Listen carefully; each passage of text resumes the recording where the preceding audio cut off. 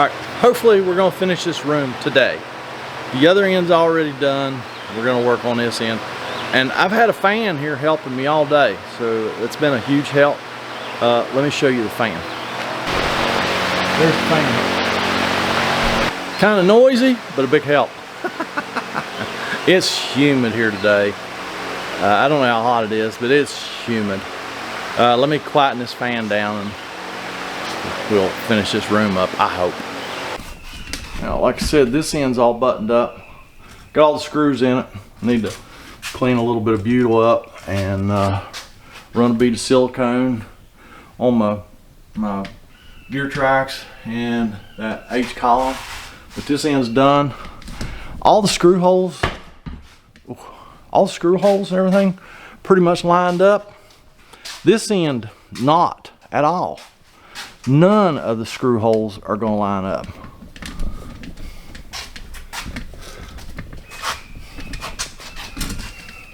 Can y'all tell where the screw holes are in H column and where they're at inside the camper? And also, down here, we're pretty much where we need to be.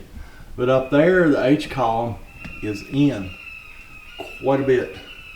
So we're going to end up drilling all new holes for the screws, covering some screw holes up in the camper that are going to be exposed. So this end of this camper, I think that's probably why this slide failed, because this side is all out of whack. They had the H column pulled over way tight. That was putting a lot of strain on the shoes, little plastic pieces that ride in that track to keep everything their guide. So I don't know. This end of the room was just jacked up. Remember the gear tracks, I had to align them. They were like a 1/4 inch off. So yeah, this end of the room was just a mess. So my test box though is working flawlessly. I used it to manipulate that other end of the room, and now we're going to do the same thing here. Like I say, it's just the fact that nothing lines up over here. Let's see here. Let's use my test box to. Okay, I have to guide it a little bit. It's tight at the bottom, just not so tight at the top.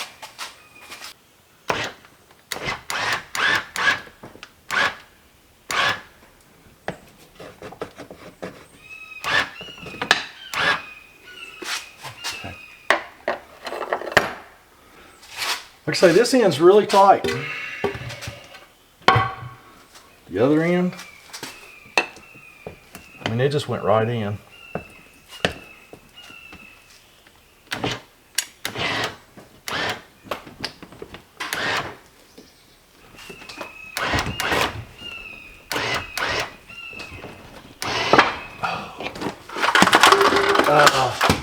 I couldn't tell you how many times I've dropped that test box and that battery today. I'd be embarrassed to tell you how many times that's happened. Yeah, don't know exactly what's going on this end.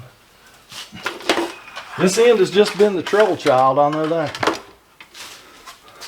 At least I've torture tested my new test box. I don't really think you're supposed to torture test that stuff, but by golly, I have. Oh, I've got butyl behind the H column too. Let me just give it an old heave ho. Back y'all up just a little bit. Let's give her the old heave ho. See what it does. That's all needed. Need a little bit of muscle.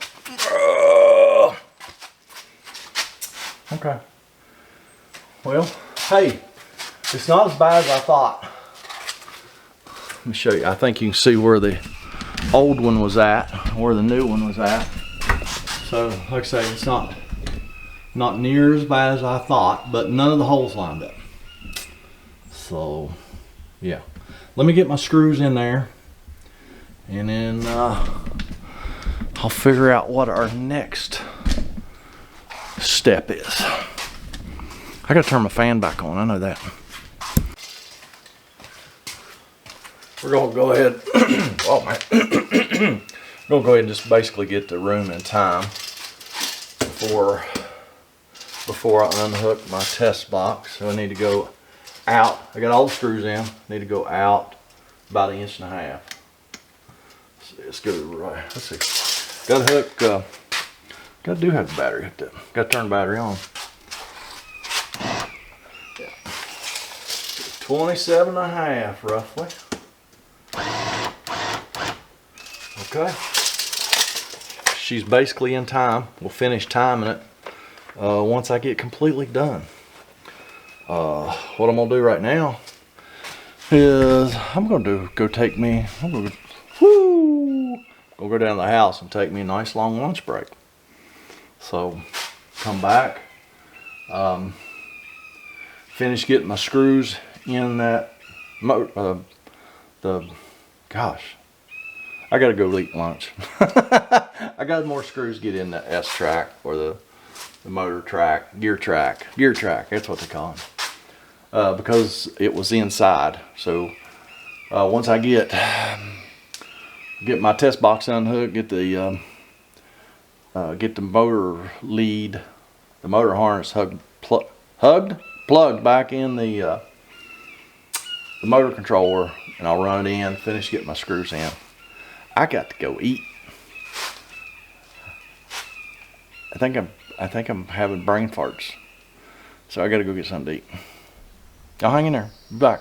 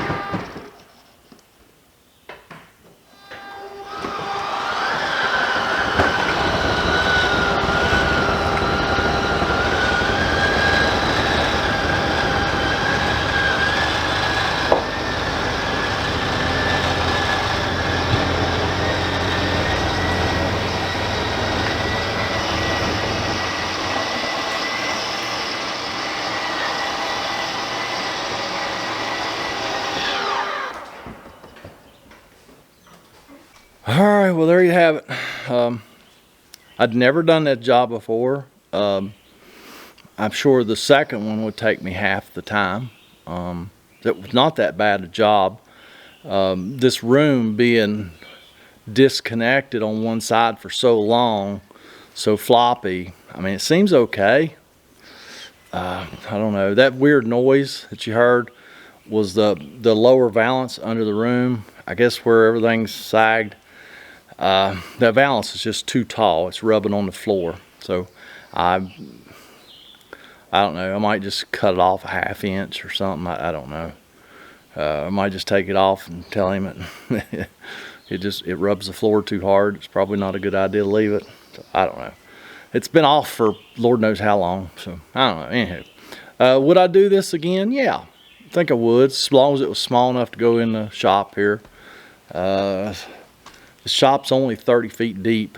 That's tongue and all. So anything over about a 26-foot camper ain't gonna fit in here.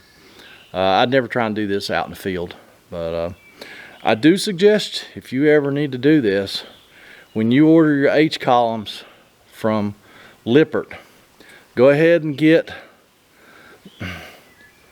several of these little plastic shoes extra, because you have to install them. I completely shattered 2 of them trying to learn how to install them and which way to install them. And then I called Lippert and they sent me 4 for free. And I broke one of those trying to get the gear tracks in the H column. I don't know, just exploded one of them. So yeah, I've got one left. I had 4. I had 8. I've got one left. That ain't right. Anywho, get you some extra of them. They call it a shoe. It's a little hard plastic, super brittle. I could probably break it right now. So, but I'm hanging on to that one. That's the only one I got left. So, y'all hang in there, and well, I mean, if you've watched this whole video, I'm not sure whether I made this 2 videos or 1 video. If it was 1 video, it was a long video. So if you watched it all, thanks for watching. If you watched both of them, my words just ain't working today. If you watched both of them, thanks for watching. Get down in that comment section, leave me a comment, a criticism, concern. Let me know how you would have done this. And I still have to do a little bit of siliconing, and I'm done. Y'all have a great day. We will catch you next time.